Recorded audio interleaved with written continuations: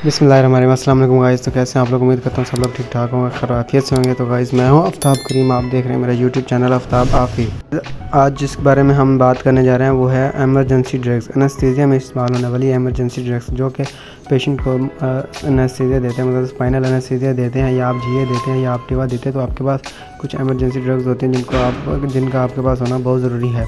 तो सबसे पहले जो हम पढ़ने जा रहे हैं उनमें 3 तरह के इंजेक्शन होते हैं, मतलब एट्रोपिन, सेनाफ्रिन और एड्रेनालिन। ये इंजेक्शन जो है एड्रेनालिन होता है, ये जो 1 mg का होता है इसको 10 में डिल्यूट किया जाता है, और ये सेनाफ्रिन होता है, ये 10 mg का होता है, तो इसको 10 में डिल्यूट करते हैं तो 1 mg पर ml बन जाता है, तो 1 mg पर बन जाता है, और इसको हम डबल डिल्यूट भी करते हैं।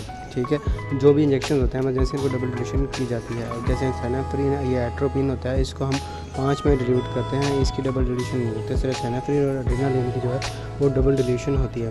अब सेनाफ्रिन जब इंजेक्शन 10 mg का होता है, इसको हमने 10 में डिल्यूट करना होता है, तो ये 1 mg पर ml बनता है। तो इसकी डबल डिल्यूशन के लिए हम इसको 1 cc लेके फिर 10 में डिल्यूट करते हैं, तो वो 0.1 mg पर ml बन जाता है। और ये एड्रेनालिन होता है, इसको 10 में डिल्यूट किया जाता है, तो ये 1 mg का होता है। तो जब इसको हम 10 में डिल्यूट करते हैं 0.1 हो जाता है, तो इसको हम 0.1 को लेके 1 cc को 10 cc में डिल्यूट करते हैं, तो 0.01 mg पर ml बन जाता है। एड्रेनालिन ये होता है कि अगर पेशेंट का ब्लड प्रेशर लो है और उसकी हार्ट बीट भी लो है तो हम एड्रेनालिन देते हैं। इस तरह अगर पेशेंट का ब्लड प्रेशर लो है और हार्ट बीट उसकी ठीक है तो हम सेनाफ्रिन देते हैं। और एट्रोपिन जो होता है वो जो होता है हार्ट बीट को जब कम होती है तब हम एट्रोपिन देते हैं। एट्रोपिन जो है वो डोज 0.6 mg दी जाती है।